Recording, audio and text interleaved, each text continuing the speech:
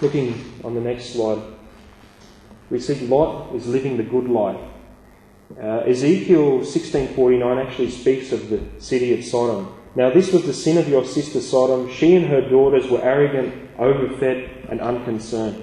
They did not help the poor and needy.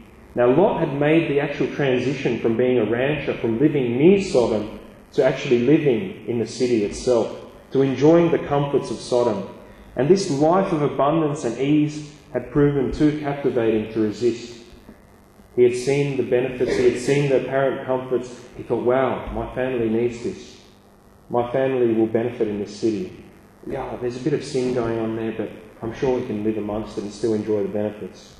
And we saw that Lot's enjoyment of this urban life, Lot's attachment to the city had become so strong a draw card for him, that by the time the destruction came, that he had to be dragged out of the city.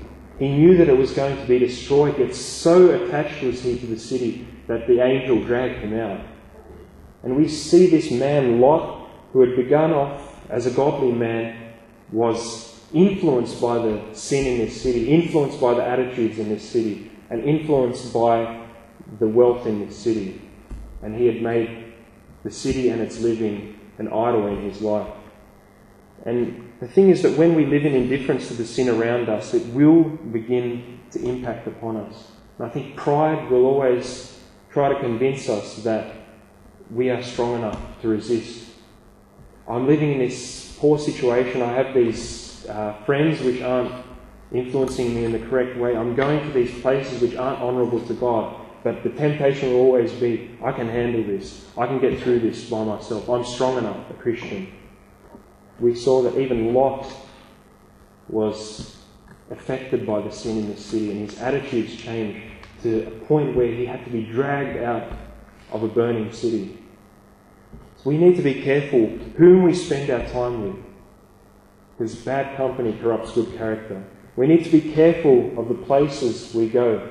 We need to be careful that the comforts we have, the material blessings that the Lord has given us, that they don't become areas of idolatry in our lives.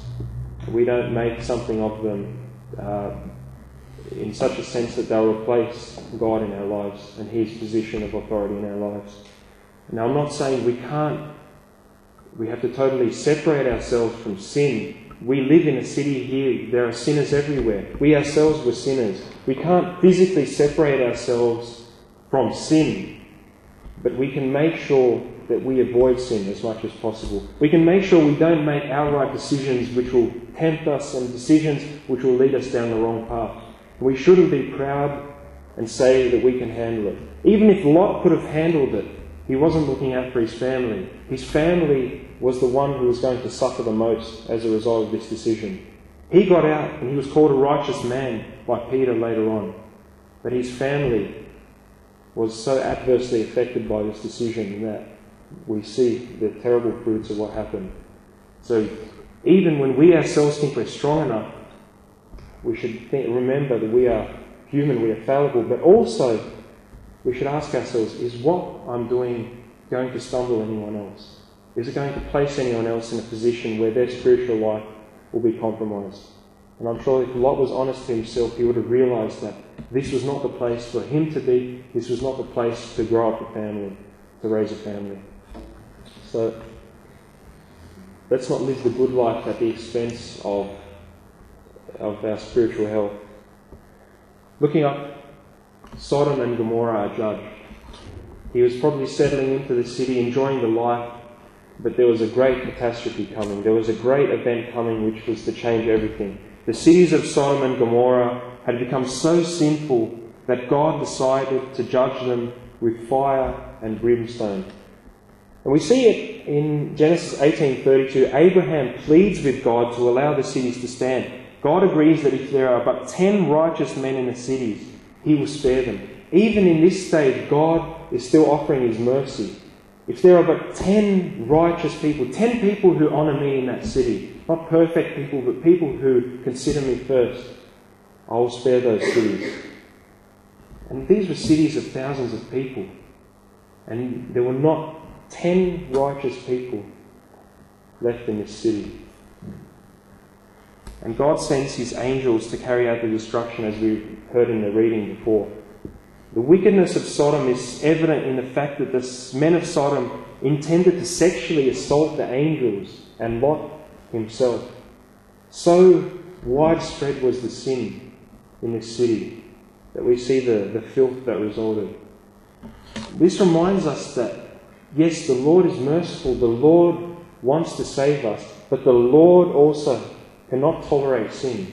The Lord is holy and righteous, and he was absolutely just in judging these cities. He had given them chance after chance. He had waited. Abraham pleaded with him, and he offered his mercy, yet no one in these cities was to repent of any of their sins.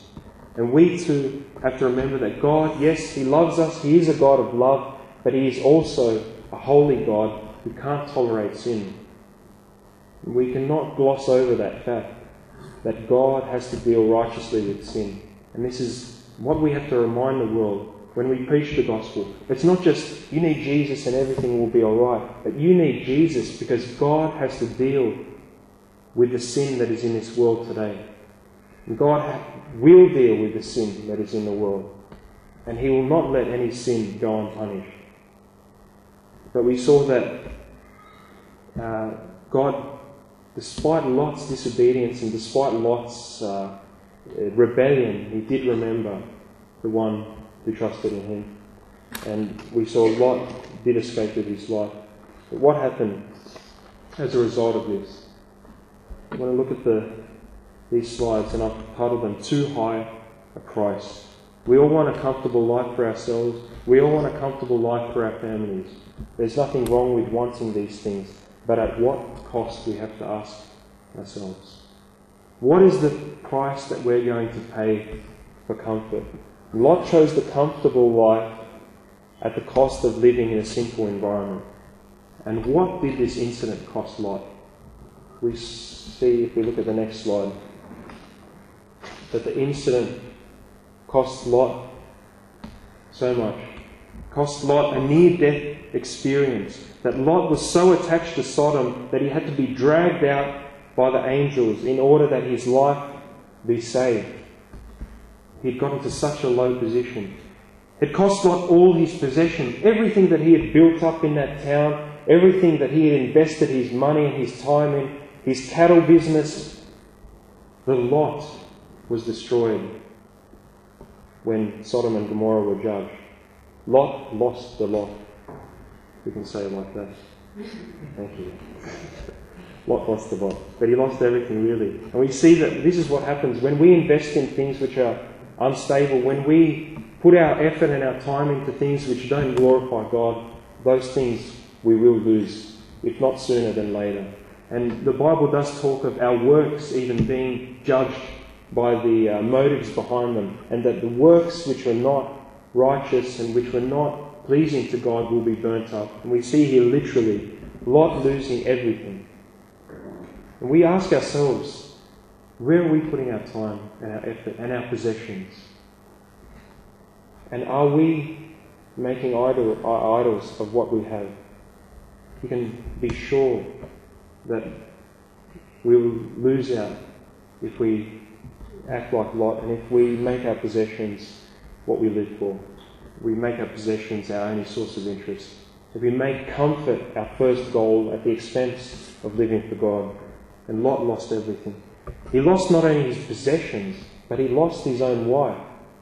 His wife was so attached to Sodom, she was not fearing God, and she disobeys, looking back to the city, and is turned into a pillar of salt. I'll put up there a pillar. That's in a desert in Utah, I think, but we can get the picture. What happened to Lot's wife?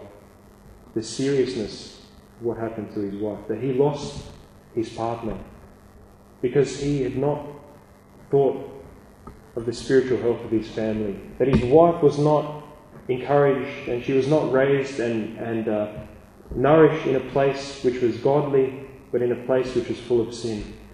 And so we saw where her attachments, where her love was, that her love was for that city, not for God. So he lost his own wife.